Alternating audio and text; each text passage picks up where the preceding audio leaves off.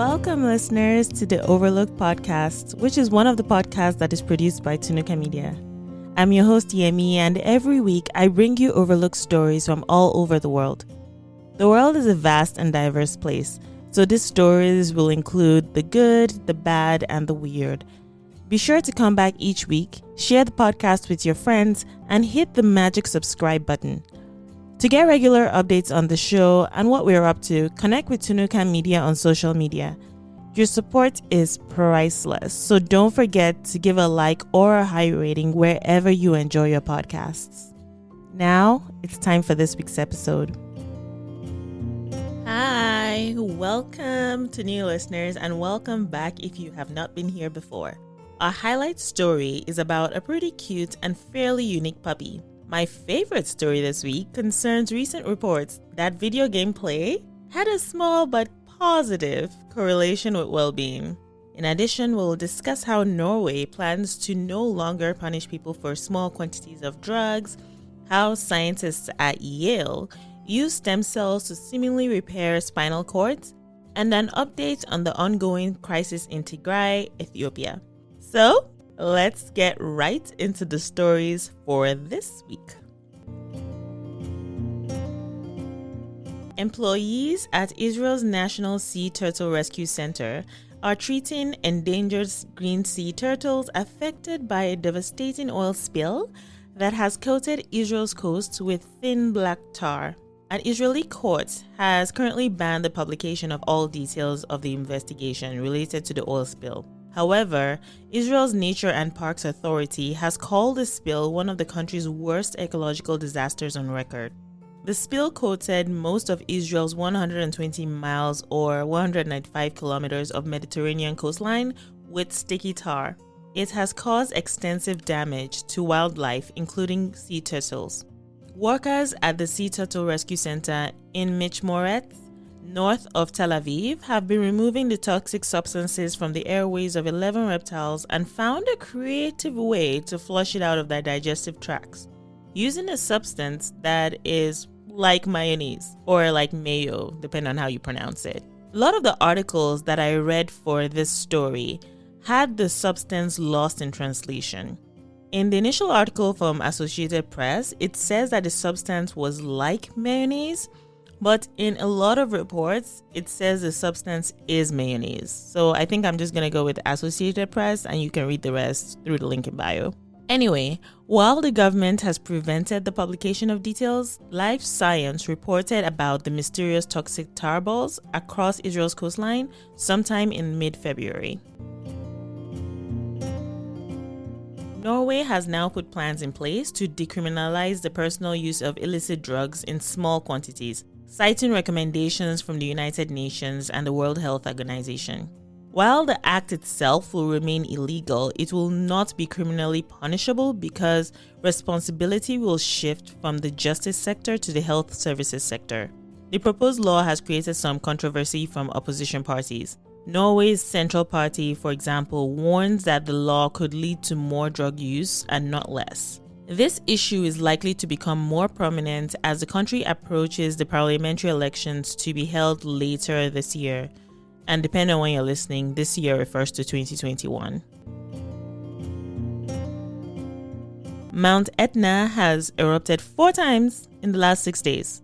The mountain is on the Italian island of Sicily and is one of the most active volcanoes in the world. It had actually been largely dormant for the last 2 years. No significant damage or injuries were reported during the recent outburst, and officials have said that they do not think that there is an immediate danger of any escalation. But molten hot lava aside, the pictures have been spectacular, and that is essentially why I included it in this week's episode, just so you can go and look at the pictures. They are actually pretty. Mount Etna is the highest active volcano in Europe based on elevation. Its top elevation is around 10,900 feet or 3,320 meters. So there is a fun fact for you. Spinal cord injuries are sustained by hundreds of thousands of people every single year. Many patients experience a significant and often permanent loss of movement and physical sensation due to nerve damage. Apart from the intensive physical rehabilitation programs that most people will go through, which may or may not help out, most people with these kinds of injuries have been left with little or no hope. However, there are new results from a phase 2 clinical trial that now offers fresh hope. In a collaborative experiment between scientists in Japan and the United States, 13 patients with spinal cord injuries showed a range of improvements in their functions after being treated with intravenous infusion or infusion through the veins of their own stem cells, which were taken from their bone marrow.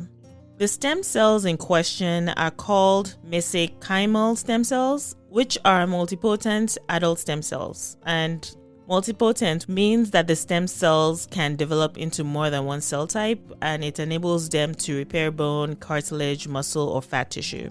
According to Science Daily, more than half of the patients experienced substantial improvements in key functions, such as the ability to walk or to use their hands, and those improvements were observed within weeks of the stem cells injection. The researchers did not observe substantial side effects. There were only 13 patients in the trial. So while the researchers acknowledge that it was a small trial with various limitations, including the possibility that the recoveries seen may have been somewhat spontaneous, they argue that the results show promise and is worthy of a larger study with even more patients. Hopefully, future research can take the study to the next level just so that it can benefit more and more people. And this story is wacky, weird, and cute. Just listen. Vets at the Yale Veterinary Hospital in Oklahoma said a puppy believed to be the first ever to be born alive with 6 legs is beating the odds of surviving and thriving. Yes, you heard that right. The puppy has 6 legs. The puppy, who has been named Skipper, was born with a single head and chest cavity, but she has 6 legs, 2 tails, 2 pelvic regions, 2 lower urinary tract, and 2 reproductive systems. The hospital believes that Skipper is the first canine with 6 legs to be born alive, and despite some signs of spinal bifida, her organs appear to be in great shape. According to the Facebook post, all of her legs move and respond to stimulus just like a normal puppy. It is also possible that she might need physical therapy and assistance with mobility as she grows older. The vet said that she's doing well and she's at home now, and if you haven't yet, take a look at the episode cover. She is so cute. As a gamer, this story made me happy, at least a little bit. In a first-of-its-kind study from Oxford University, scientists have investigated the relationship between well-being and time spent playing video games using new industry data from 2 popular video games. The surprising findings revealed a small, positive correlation between longer play times and positive well-being. The research began in the year 2019 with the Oxford team discussing collaborative opportunities with several major gaming companies. One of the general goals was to conduct a correlational study using objective playtime data as opposed to the traditional self-reported data used in prior research. Players of the 2 games, Plants vs. Zombies Battle for Neighborville and Animal Crossing New Horizons, were invited to opt in to the research. And alongside objective telemetry data, they completed surveys asking about emotional well-being and motivations for gaming. Over 3,000 players ultimately contributed to the study, and the results surprised the research team. Andrew Prybrisky, one of the researchers on the project, says the data his research gathered suggests that when thinking about how video games can influence well-being, it may be less important to consider how long one is playing a game and more relevant to ask why one is playing a game. The new study was published in the Journal of Royal Society Open Science. Since we published the 3rd episode of Season 2, a lot has happened in the Tigray province of Ethiopia. At the 4-minute and 59-second mark of that episode, we go into the United Nations allegations of sexual assault in Ethiopia's Tigray conflict. If you listen to the last coverage, you will notice that I'm pronouncing Tigray slightly differently. That is because I have since come to learn the proper pronunciation after meeting people from the region on social media, specifically on Clubhouse. So apologies for the mispronunciation in the earlier episode. For a quick recap, the conflict was kicked off in late 2020 when the Tigray People's Liberation Front, or TPLF, held its election in defiance of a federal government directive to postpone all national polls in light of the pandemic. Subsequently, the federal government cut funding to the region, declared the elections unlawful, and started a military confrontation in Tigray after claiming that its military base had been attacked. The episode focused on the humanitarian side, specifically the concerns raised around sexual assault and gender-based violence. As an update, the crisis has now escalated and more reports have come out that details what has been going on. Without going into a significant amount of detail, the crisis in Tigray is now being widely reported as genocide. For those who do not know what genocide means, genocide is the deliberate killing of people within a particular ethnic group with the aim of destroying and wiping them out. As usual, you can find the relevant sources for all the information discussed in this episode through the link in the episode show notes. The allegations of genocide have become more and more pronounced.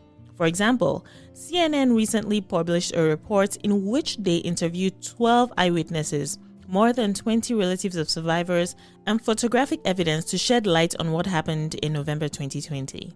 In addition to the UN reports that was discussed in our earlier episode, the CNN reports documents methodical attacks on civilians of all ages and genders.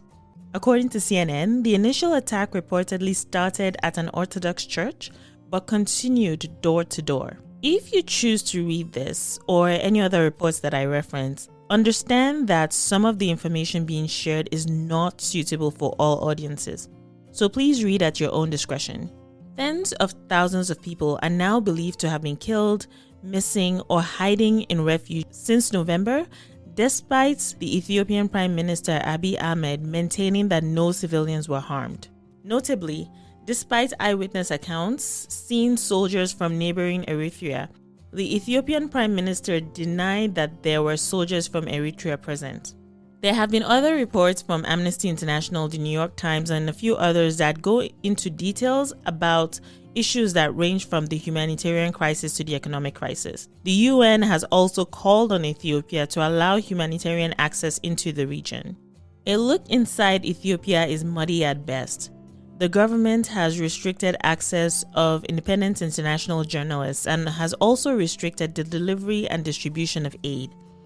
Tigray is an organization that was founded by a collective of international Tigrayan professionals from various backgrounds in response to the Tigray crisis.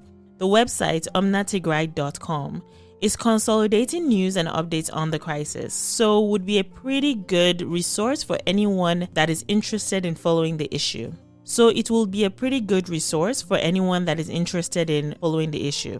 The website also has additional links on resources and how you can help amplify the voices of and support the people of Tigray. Again, the website is omnatigray.com, that is OMNATIGRAY.com, and I encourage you to visit the website and learn more.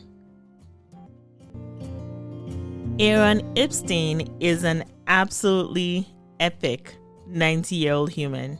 And here's why. Mr. Epstein had been an AT&T customer since the year 1960 and started having issues with his internet speed over the last 5 years when internet streaming services became more widely available. According to him, the internet he was paying for did not quite match the speed that he was receiving. It wasn't even enough to stream Netflix without buffering issues. He had apparently been calling the company for faster service but was told it was not yet available in his area. He also did not want to change providers because he was concerned about having to change his phone number and email address. Faced with the proverbial rock and a hard place, what did Mr. Epstein do? Well, he took out 2 ads in the Wall Street Journal to vent and call out AT&T. He said in part, "Your competitors now have speeds of over 200 Mbps. Why is AT&T, a leading communications company, treating us so shabbily in North Hollywood? The day the ads ran, Mr. Epstein said that he received a call from Mr. John T. Stankey, who is the chief executive officer at AT&T, to ask how the situation could be resolved. Not too long after, 2 AT&T technicians arrived at his home to set up faster internet speed. Some people actually praised him for what he did, while others criticized him over the hefty price he paid for the ads. Talk about using a sledgehammer to crack a nut.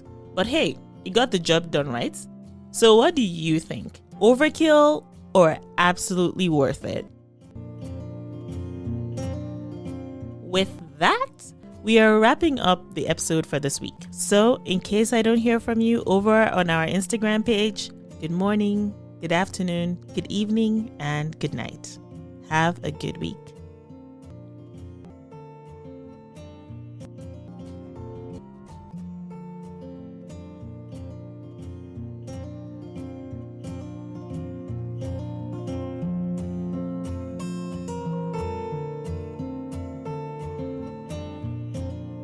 Thank you for listening.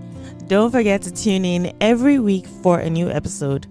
Overlooked is a TunukaMedia production, which also includes shows like Africa in My Kitchen, with more on the way. So follow TunukaMedia on Instagram, YouTube, Facebook, and Twitter to be in the loop. Until next time, have yourself a great week ahead.